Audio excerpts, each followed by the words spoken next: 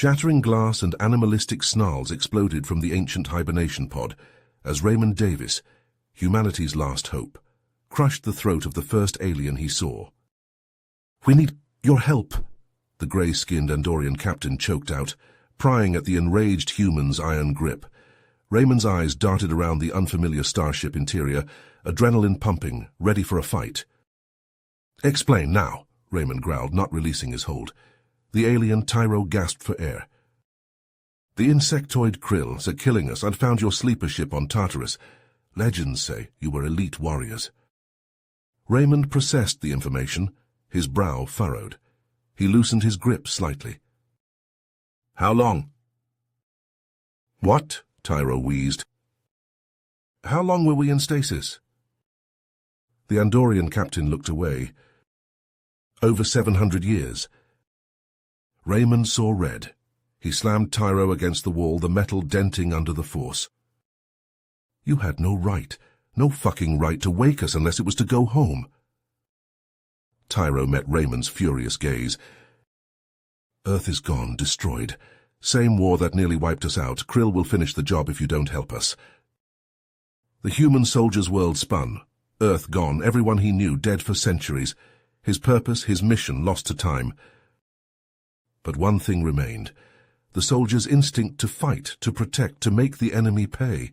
Raymond released Tyro, who slumped to the floor, coughing. "I'll help. But if you're lying, I'll kill every last one of you myself." Raymond stormed through the Zephyr's corridors, fury radiating off him in waves. Tyro scurried to keep up, his earlier bravado wavering in the face of the human's rage. "Garrett, Briggs, Sato," Raymond barked into his calm. "Get your asses to the armory now." The three other humans, still groggy from their centuries-long slumber, snapped to attention at the sound of Raymond's voice. They double-timed it through the unfamiliar ship, following the waypoint markers on their HUDs. In the armory, Raymond was already gearing up, slapping magazines into a pulse rifle. He tossed weapons to his squad as they filed in. "What's the situation?" Briggs asked, checking the scope on his sniper rifle. "Fucking bugs," Raymond spat. "Apparently they're the reason we're even awake. Earth is gone and these greyskins need us to fight their war." Sato twirled a pair of monofilament blades, his eyes glinting. "Then let's show them what humans are made of." Tyro tried to interject, to explain the dire circumstances, but an alarm klaxon drowned out his words. The ship shuddered as something struck its hull. "Krill warship," Tyro shouted. "They've locked onto us." The Zephyr lurched and shook as the Krill opened fire. Tyro barked orders to his crew, desperately trying to evade the onslaught, but it was no use. The Andorian ship's shields buckled under the assault, and a hull breach warning blared through the corridors. Krill shock troops swarmed through the breach, their chitinous exoskeletons glinting under the emergency lights. Andorian security forces met them head-on, plasma rifles blazing, but the Krill's armor shrugged off the bolts like raindrops. Razor-sharp mandibles flashed, and barbed appendages lashed out, tearing through the Andorian's flesh like paper. Blue blood splattered the bulkheads as the aliens fell, their dying screams echoing through the ship. Raymond watched the slaughter with gritted teeth, his mind racing. The Andorians' weapons were useless against the Krill's exoskeletons. They needed a new tactic, and fast. "Garrett!" Raymond yelled over the chaos. "Grenade!" The demolitions expert tossed a frag to Raymond, who snatched it out of the air. He charged at the nearest Krill warrior, ducking under a swipe of its barbed limbs. Raymond jammed the grenade into a gap between the creature's exoskeleton plates and kicked it back into the mass of Krill behind it. The grenade detonated, ripping through the Krill's tightly packed formation. Ichor and shards of exoskeleton sprayed across the corridor, painting the walls a sickly green. But the Krill kept coming. They unleashed a hail of neurotoxin darts that dropped Andorian soldiers where they stood, their bodies twitching as the venom coursed through their veins. Briggs took cover behind a bulkhead, his sniper rifle cracking as he picked off the Krill dart shooters with armor-piercing rounds. Sato leaped into the fray, his monofilament blades singing as he danced between the Krill, severing limbs and heads with blinding speed. Raymond pressed forward, a commandeered plasma rifle in his hands, the weapon set to full auto. Bolts of superheated plasma scythed through the Krill ranks, boiling away ichor and searing through exoskeletons. Tyro could only watch in awe as the 4 humans turned the tide of battle single-handedly. The remaining Krill beat a hasty retreat back to their ship, which detached from the Zephyr's hull and blasted into warp. Raymond rounded on Tyro, slamming him against the wall, his face inches from the Andorians. "That was just a scouting party, wasn't it?" Raymond snarled. "You dragged us into a goddamn slaughter." Tyro met Raymond's glare, his voice steady despite the fear in his eyes. "If you're half as good as the stories say," Tyro replied, "then this is a slaughter we can win." The Zephyr limped into the docking bay of the remote Andorian outpost, the ship's hull scorched and pitted from the brutal Krill assault. As the Andorian engineers swarmed over the crippled vessel, assessing the damage, Raymond stormed through the corridors, his face a mask of barely contained fury. He found Tyro on the bridge, overseeing the repair efforts. Raymond grabbed the Andorian captain by the collar and slammed him against the bulkhead. "I want access to your historical databases. Now," Raymond snarled. "I need to know what happened to Earth." Tyro hesitated, his eyes darting between Raymond's enraged face and the curious stares of his crew. He nodded slowly. "Very well, but I warn you, the truth may be more than you can bear." Raymond released Tyro and followed him to a data terminal. Tyro's long grey fingers danced across the holographic interface, bringing up a series of star maps and battle logs. Raymond's eyes widened as he read the terrible truth. Earth, caught in the crossfire of a war between the long-extinct Quilthak and Vornkesh races, had been bombarded with antimatter weapons. The once vibrant blue planet was now a lifeless, irradiated husk. Grief and rage warred within Raymond, his hands clenched into fists, his knuckles whitening. He rounded on Tyro, drawing back his fist to strike the Andorian. But Sato intervened, catching Raymond's arm in an iron grip. "Easy, boss," Sato said, his voice calm but firm. "Beating the shit out of Tyro won't change what happened. We need to focus on the here and now." Raymond glared at Sato, then at Tyro. He wrenched his arm free and stalked away, his shoulders shaking with barely suppressed emotion. Suddenly an alarm klaxon blared through the outpost. Tyro rushed to a nearby console, his eyes widening in horror. "A Krill dreadnought just dropped out of warp. It's heading straight for us." Raymond was at Tyro's side in an instant, his grief momentarily forgotten. "What's the outpost's defensive capabilities?" Tyro shook his head. "Minimal. This is primarily a civilian outpost. Most of the personnel are families of Andorian soldiers." Raymond's mind raced. They couldn't hope to defeat a Krill dreadnought with the outpost's meager defenses, and the Zephyr was in no shape to fight. But maybe they could still strike a blow against the Krill and save the civilians at the same time. "Garrett," Raymond barked into his comm, "can you rig the Zephyr's reactor to blow?" "Affirmative," came the demolitions expert's reply. "But the blast radius—" "Do it," Raymond ordered. He turned to Tyro. "Evacuate the civilians to the escape shuttles. My team and I will buy you as much time as we can." Tyro nodded, then paused.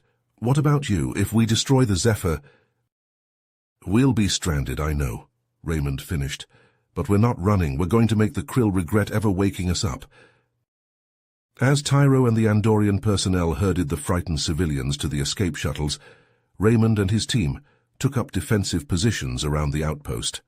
The Krill dreadnought loomed in the viewports, a massive insectoid nightmare bristling with weapons. Garrett's voice crackled over the comm. "Reactors rigged, ready to blow on your command." Raymond watched as the last of the escape shuttles blasted away from the outpost. He took a deep breath. "Tyro, set the Zephyr on a collision course with that dreadnought and get the hell out of here." "Understood," Tyro replied, his voice heavy with emotion. "For what it's worth, I'm sorry." Raymond didn't reply. He watched as the Zephyr, piloted remotely by Tyro, hurtled towards the Krill dreadnought. The dreadnought's point defense lasers flashed, tearing into the Zephyr's hull. but it was too late. The Zephyr's reactor detonated in a blinding flash of light and heat. The explosion engulfed the dreadnought, the shockwave tearing the massive ship in half. Debris rained down on the outpost as Raymond and his team watched from the viewport, their faces grim. In the escape shuttle, Tyro stared at the expanding fireball that had once been the Zephyr and the dreadnought. He turned to Raymond, his expression a mix of awe and horror. "What have we unleashed?" Tyro whispered. With the civilian shuttles running on fumes and the Zephyr reduced to an expanding field of debris, Tyro guided the ragtag fleet to a desolate moon. The long-abandoned Andorian military outpost loomed before them, its once proud structures now little more than rusted husks. As the survivors disembarked, Tyro turned to Raymond. "We need to scavenge for supplies, food, water, medical equipment, anything we can use." Raymond nodded curtly, still bristling with barely contained anger. He stalked off into the outpost's crumbling corridors, his team fanning out behind him. Deep within the bowels of the base, Raymond stumbled upon a heavily reinforced door. He pried it open, revealing a dusty weapons cache. His eyes fell upon a massive cannon, its sleek lines and advanced tech standing out among the antique rifles and grenades. "Tyro," Raymond barked into his comm. "Get your ass down here, I found something." The Andorian captain hurried to Raymond's location, his eyes widening as he beheld the cannon. "Is that what I think it is?" Tyro breathed. "You tell me," Raymond growled. "All I know is it looks like it could do some serious damage." Tyro ran his fingers along the cannon's housing, his expression a mix of reverence and disbelief. "It's an electromagnetic pulse cannon, a prototype, theoretically capable of disabling an entire fleet." Raymond's eyes glinted. "Then let's get this thing working and take the fight to the Krill." Tyro shook his head. "It's not that simple.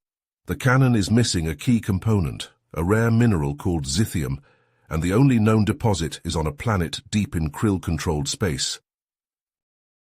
Raymond's jaw clenched. "Then that's where we're going." Tyro stepped forward, his expression resolute. "I'll go. I can't ask you to risk your lives for our fight." Raymond snorted. "You said it yourself, we're the best chance you've got. We're not sitting on the sidelines."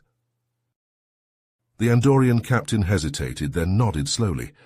"Very well, but you'll need a ship, and the only one available is Krill."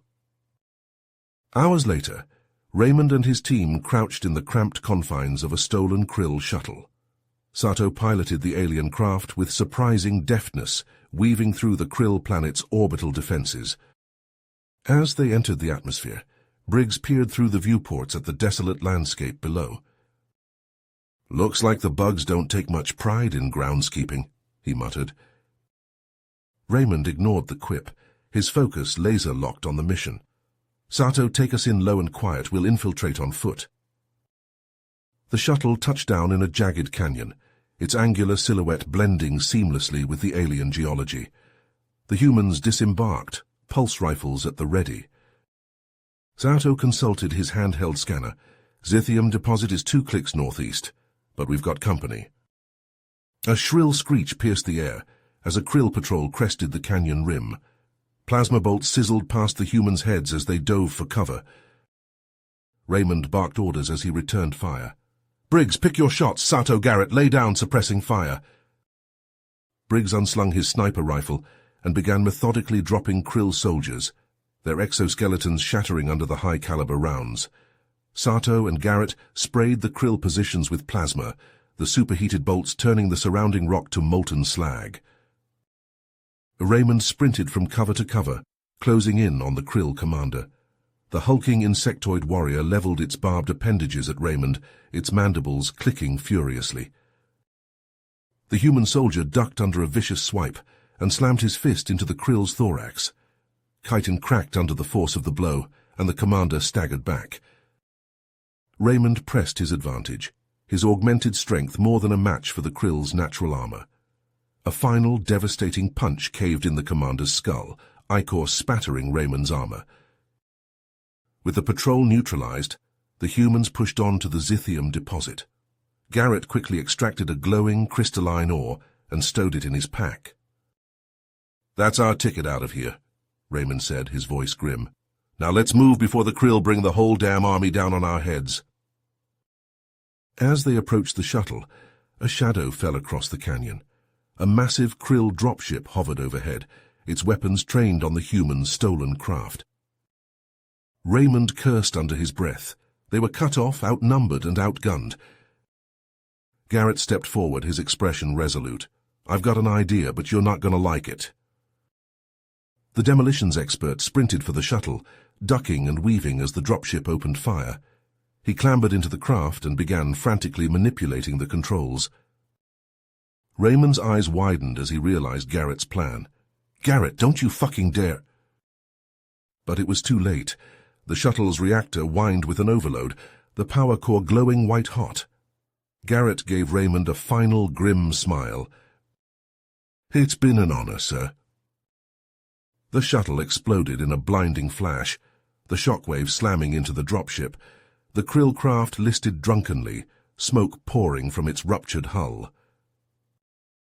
Raymond, Briggs, and Sato staggered to their feet, their armor scorched and pitted.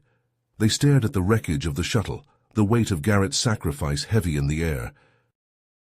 Wordlessly, the three soldiers turned and trudged away from the burning debris. The precious zithium clutched tight in their grasp.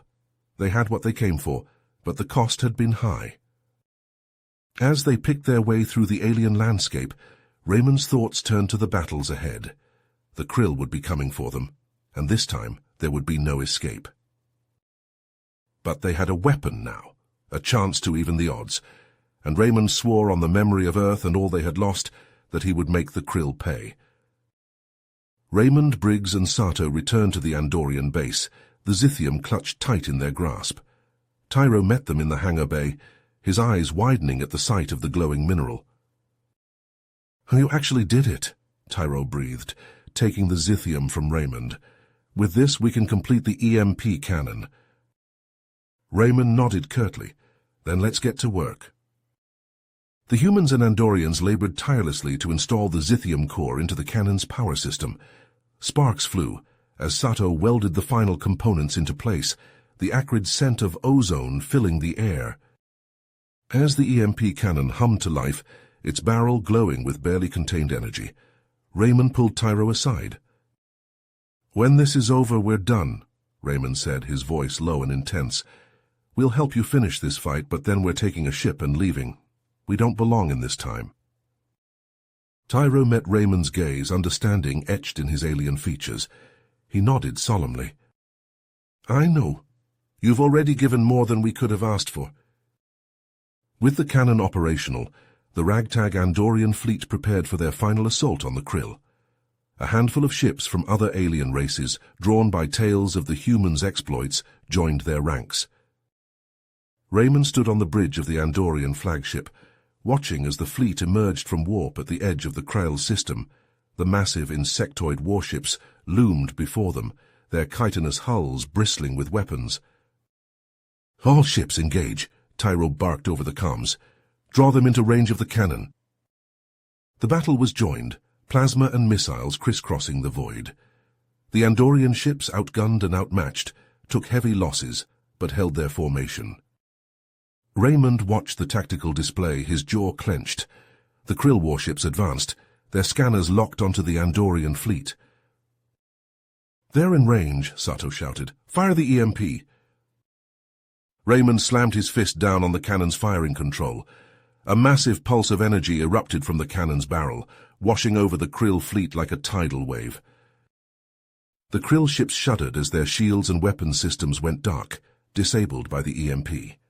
The Andorian fleet, seizing the momentary advantage, unleashed a devastating barrage of fire. Krill ships exploded under the onslaught, their hulls splitting open and spilling ichor into the void. But one dreadnought, its shields only partially disabled, broke through the Andorian lines. The massive Krill ship bore down on the Andorian flagship, its ramming prow glinting in the starlight. Raymond checked the EMP cannon's power readout and cursed. "The cannon needs time to recharge," he growled. "It won't fire again in time." Raymond's mind raced, a desperate plan forming. He turned to Tyro, his expression grim. "Evacuate the flagship," Raymond ordered. "I'll stay behind and overload the Zithium core. The explosion should take out that dreadnought." Tyro's eyes widened. "But you'll be—" "I know," Raymond cut him off. "Just get your people to safety." As Tyro and the Andorians scrambled to the escape pods, Raymond sprinted to the EMP cannon's control room. His fingers flew over the console, disabling the safeties and pushing the Zithium core to critical mass. Warnings blared, and lights flashed red as the core destabilized. Raymond aimed the cannon at the oncoming dreadnought, his hand hovering over the firing control. Through the viewport, he saw the escape pods jettisoning away from the flagship, Tyro and the others safe. Raymond slammed his hand down on the firing control. The cannon discharged with a blinding flash, a massive energy wave erupting from the overloaded Zithium core. The wave slammed into the Krill dreadnought, vaporizing its hull instantly. The energy surged back towards the Andorian flagship, consuming it in a searing ball of plasma. And then silence. In the aftermath of the battle, Tyro picked through the wreckage, his heart heavy. He found Briggs and Sato, battered but alive, clinging to a twisted piece of hull plating. Of Raymond there was no sign. Tyro brought the two surviving humans aboard his ship, his expression somber. "I made a promise to Raymond," Tyro said, his voice thick with emotion. "I will honor that promise." He led them to a small, fast ship, its hull emblazoned with Andorian script. "She's yours," Tyro said, "fully supplied and ready for a long journey." Sato and Briggs looked at each other, then back at Tyro. Sato extended his hand. "Thank you," he said simply, "for everything." As the two humans boarded their ship, Tyro called out, "Where will you go?" Sato paused at the airlock, his expression distant. "Somewhere far from here," he replied, "where the ghosts of the past can't find us." Tyro watched as the human ship lifted off, its engines flaring brightly as it arrowed into the stars. He turned back to the wreckage of the battle, the twisted metal and shattered ship stretching as far as the eye could see. Tyro couldn't shake the feeling that even in victory they had lost something irreplaceable. He wondered if the cost had been too high. And he wondered, with a chill of apprehension, if in fighting monsters they had simply traded one devil for another. You have reached the end of the story. If you enjoyed this story and want to support us, please leave a like and subscribe to our channel, and for every comment that says 88, I will heart every single one of them. Thank you for your time.